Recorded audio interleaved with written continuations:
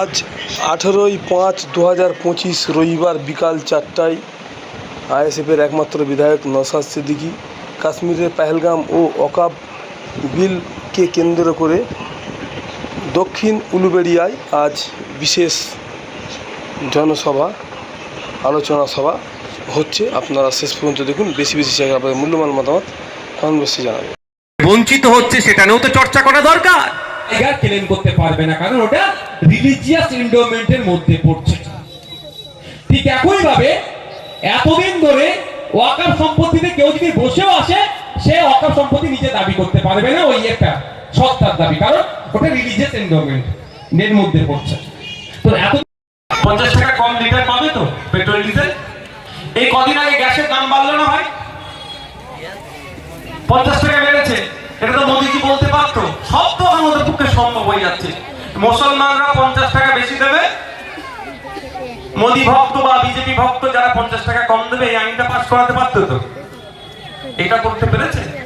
কিন্তু আপনার পাড়া বলুন, আমি আমার এই পাড়ার কথা বলছি, হিন্দু মুসলমান আমরা একসাথে বসবাস করি। ক্ষমতায় হয় মসনাদে বসে থাকার জন্য বা ক্ষমতায় আসার জন্য আমার আপনার বঞ্চিত হচ্ছে সেটা নিয়েও তো চর্চা করা দরকার। আরবি তার মায়ের চিকিৎসা করতে এসেছিল, খবর এসেছে যেতে হবে লড়াইয়ে, সে ছুটে যাচ্ছে, কিন্তু তার টিকিটটা রিজার্ভেশন হচ্ছে না।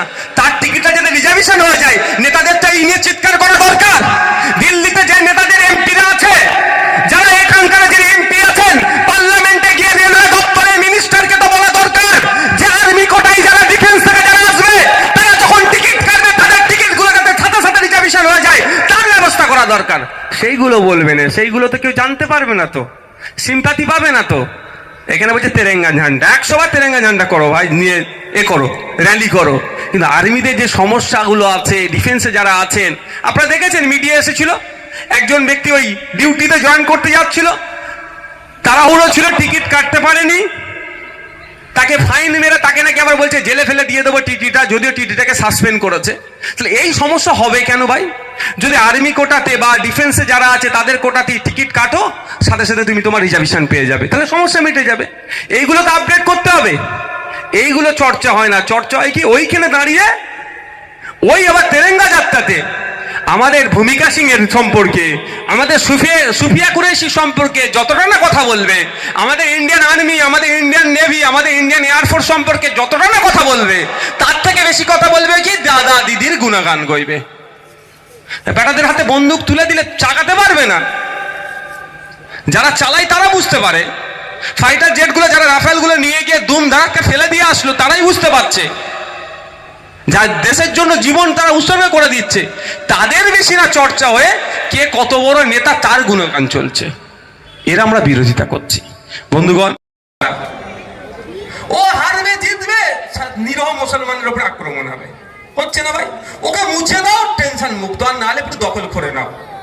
যদি শুভেন্দু অধিকারী যেতে ভয় পায়, আমাদেরকে দিয়ে দিক দায়িত্ব, দেখছি আমরা কি করতে পারি।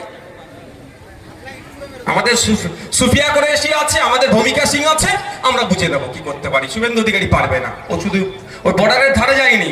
বাংলাদেশ বর্ডারের আগে যত অব্দি বিজেপি বর্ডার গার্ড বাংলাদেশ যত অব্দি গুলির তেজ আসবে, তার দূরে গিয়ে চিৎকার করছে, ওর গুলির রেঞ্জে অব্দি যায়নি। দেখ ওই বিষয়টা যাচ্ছি না। তো প্রশ্ন করার যেটা সাবজেক্ট, সেটাকে এড়িয়ে যাচ্ছে। আমাদের প্রশ্ন যেটা করতে হবে, যাতে করে আগামী দিনে এই ধরনের ঘটনা না ঘটে আমাদের দেশে, তার জন্য ব্যবস্থা কি নিচ্ছে, তার ব্যবস্থা করতে হবে। কেন যুদ্ধ বন্ধ করেছে এই প্রশ্নটাও তুলতে হবে। অন্তত এটা চুক্তি তো করতে পারত, যারা খুন করে আমাদের নাগরিককে শহীদ করে তোমার দেশে ঢুকে গিয়েছে, আমি যুদ্ধ বন্ধ করতে পারি ওই শর্তেই, ওই খুনিগুলোকে, ওই সমস্ত মানবতা বিরোধী মানুষগুলোকে পাকিস্তান আমাদের ইন্ডিয়ার হাতে তুলে দেবে, তাহলে আমরা অ্যাটাক বন্ধ করব, নাহলে তোমার প্রত্যেকটা এলাকাকে আমরা ধ্বংস করব। এটা তো বলতে পারতো ভাই, তা না বলে বলছে বন্ধ করে দিয়েছি। শুধু 56 ইঞ্চি থাকলে হয় না ভাই, দূর থেকে যদি নিয়ে আসে তাহলে ক্যারিং খরচ হবে, হ্যাঁ হবে তা না হবে, তাহলে গায়ের কাছ থেকে বিক্রি করলে ভালো হবে।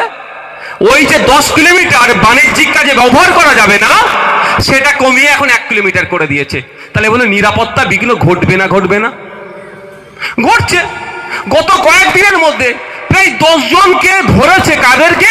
পাকিস্তানি গুপ্তচর, পাকিস্তানি লোকেদের পাকিস্তানের কাছ থেকে টাকা নিয়ে আমাদের দেশ থেকে তারা খবর দেয়। ওই কাছাকাছি ঘুরছিল সমানে কোনো মধ্যে। এই অন্যায়গুলো এরা করে রেখে দিয়েছে। এরা বলছে অরে এন করবো ত্যান করবো। একবারের জন্য শুভেন্দু বাবু বললো না পাকিস্তানকে আমরা বিদ্যুৎ দেব না, অন্ধকারে পাকিস্তানকে রেখে দেবো।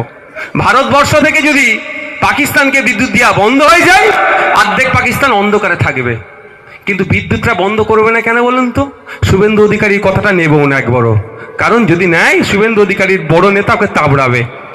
হ্যাঁ, ওটা তো আদানি আম্বানি শিল্পপতিরা বিদ্যুৎ বিক্রি করছে, আর আমরা ফুলকপি বাঁধাকপি 10 টাকা 12 টাকার এই ক্যাপসিকাম ধান চাল এইগুলোই পাঠাচ্ছি, এর থেকে বেশি কিছু করছি না আমরা। এটা বলছে বন্ধ করে দেবো গরিবগুলোর। আর যার বিদ্যুৎ বন্ধ করতে পারলে ওরা অর্ধেক পাকিস্তান অন্ধকারে থাকবে, সেটা কিন্তু করবে না। মানে সেটা করলে তো তাবড়ানি খাবে। তা আমরা চাই যদি ব্যবসা বন্ধ করতে হয়, টোটাল আমরা বর্ডার সিল করতে চাই। না বিদ্যুৎ যাবে না গরিবের ফসল যাবে। যদি গরিব তোমার বড় লোকের বিদ্যুৎ যায়, তাহলে গরিবের ফসলটা কি দোষ করলো ভাই? এই কথা বলি আমরা খারাপ ভাই।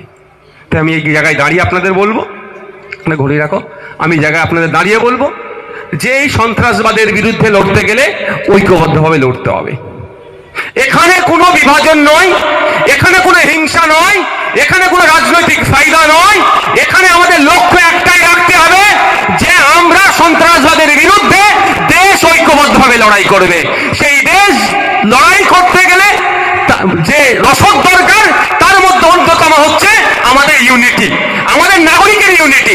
সেই ইউনিটি আমরা কোনোভাবেই নষ্ট করতে দেব না, এটা মাথায় রাখতে হবে। কারণ দেশ থাকলে আইএসএফ থাকবে, দেশ থাকলে আপনি থাকবেন, দেশ থাকলে আমি থাকবো। আর দেশ যদি আক্রান্ত হয়ে যায়, আপনার আমার থাকাটাও নিরাপদে থাকবে না।